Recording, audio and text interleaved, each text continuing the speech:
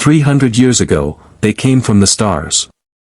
The Kael'thor Empire, a civilization that had conquered 17 worlds across the galaxy. Their technology was beyond our comprehension. Their weapons could vaporize cities in seconds. Their soldiers were engineered to be perfect killing machines. And we were still using gunpowder. The invasion lasted 48 hours. That's all it took for them to claim Earth as their 18th conquest. They expected us to be just another primitive species to subjugate, exploit, and eventually, forget about. But the Kael'thor made one critical mistake. They underestimated the one thing humans do better than any other species in the known universe: we adapt. Title card: Aliens invaded Earth 300 years ago, they forgot one thing: humans adapt. Welcome back to the channel. Today, I'm taking you through one of the most incredible alternate history scenarios. What if aliens invaded Earth centuries ago, and humanity's greatest weapon wasn't technology, but evolution itself? Hit that subscribe button, because this story is going to blow your mind. 0:45 to 3 o'clock, the invasion, year 0. Shift to historical tone. Let's set the scene. It's the year 1724 by the old calendar. The Age of Enlightenment is blooming across Europe. The Qing dynasty rules China. The Mughal Empire still holds power in India. And then, on March 15th, the skies turned black. Massive ships, kilometers long, descended through the atmosphere. Not landing. Hovering.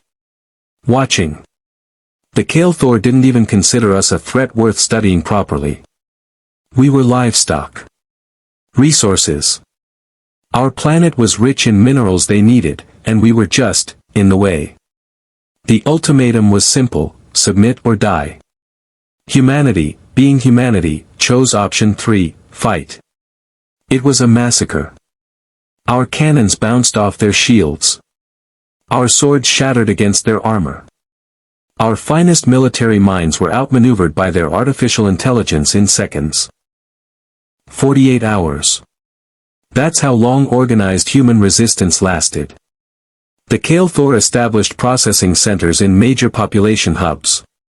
Humans were catalogued, assigned work designations, and integrated into their colonial infrastructure. Earth became mining world 7 to 743. Just another number in their empire.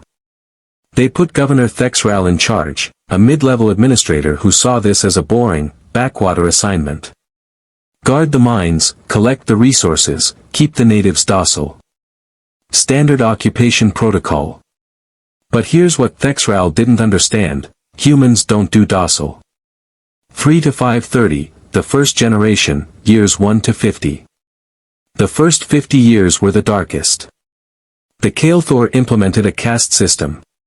Humans were divided into workers, servants, and expendables. Families were broken apart. Culture was suppressed. They tried to erase everything that made us human. But they made their first mistake: they let us live. See, the Kael'thor had conquered 17 other worlds.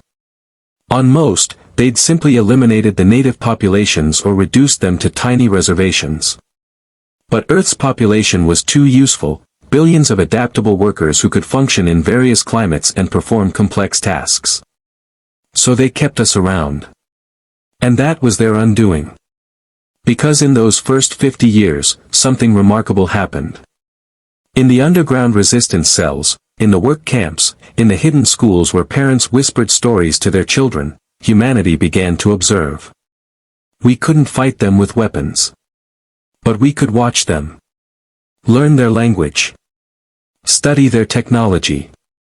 Understand their psychology.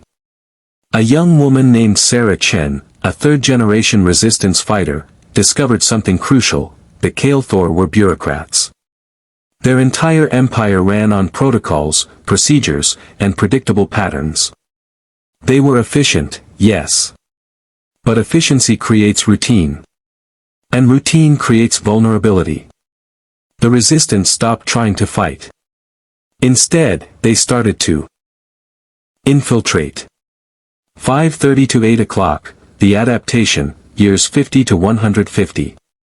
By year 100, something strange was happening. The Kael'thor had genetically engineered themselves for millennia to be perfect. No disease. No variation. Every Kael'thor soldier was identical. Every administrator thought the same way. It made them powerful and predictable. Humans. We're messy. Chaotic. We mutate, we evolve, we improvise. Children born under Kael'thor occupation grew up bilingual, speaking both human languages and Kael'thor clicks and harmonics. Some kids developed perfect pitch just from exposure, able to mimic the aliens' complex communication perfectly. Underground scientists, working with scraps of stolen technology, began reverse engineering Kael'thor devices. They couldn't replicate the technology yet, but they understood the principles. Energy manipulation. Quantum entanglement. Gravitational field generation. And here's the beautiful part, the Kael'thor didn't notice. To them, we were still primitive. Sure, we could operate their machinery when trained, but they never imagined we were actually understanding it. They saw obedience. We were learning.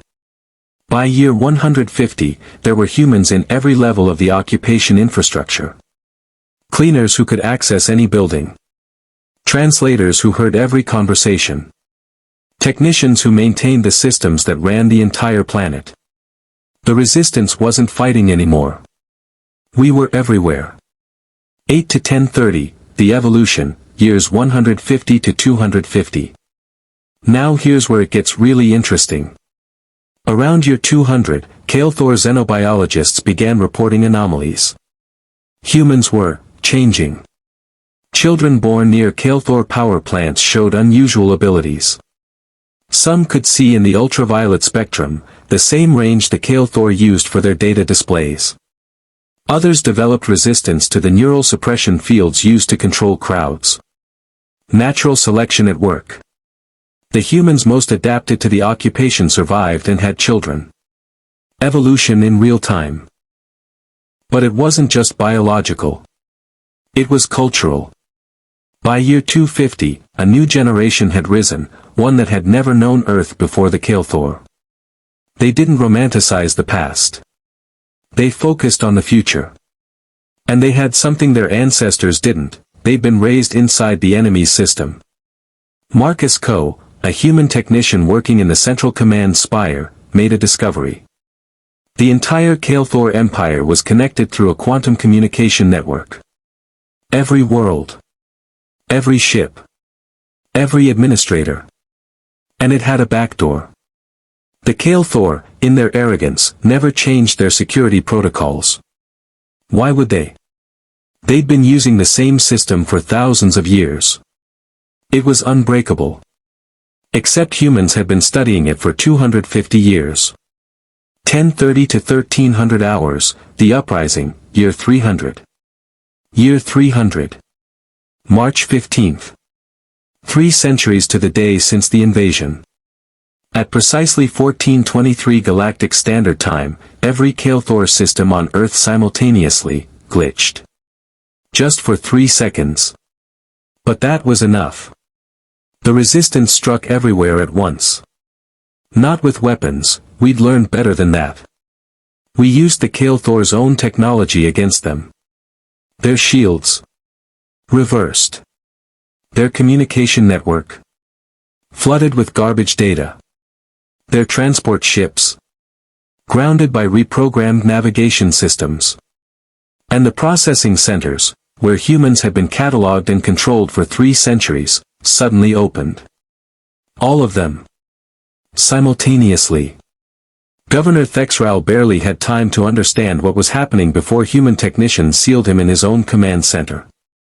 Using his own security protocols.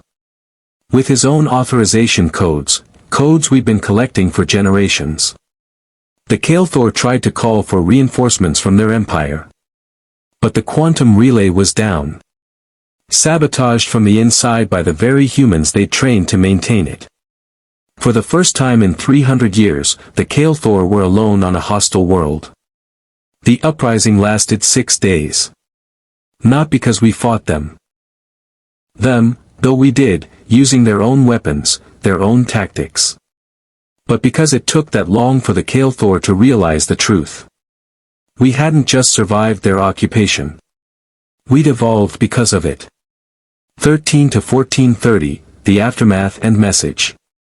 When the Kael'thor Empire finally re-established contact with Earth, they found a very different planet than the one they'd left 3 centuries before. Humans had taken control of every Kael'thor installation. We'd reverse-engineered their technology, not just copied it, but improved it. We'd learned their language, their culture, their psychology better than they knew it themselves. The Empire had a choice: invade again with overwhelming force, or negotiate. They chose negotiation. Because the truth was undeniable, humanity had done in 3 centuries what the Kael'thor hadn't done in millennia. We'd adapted.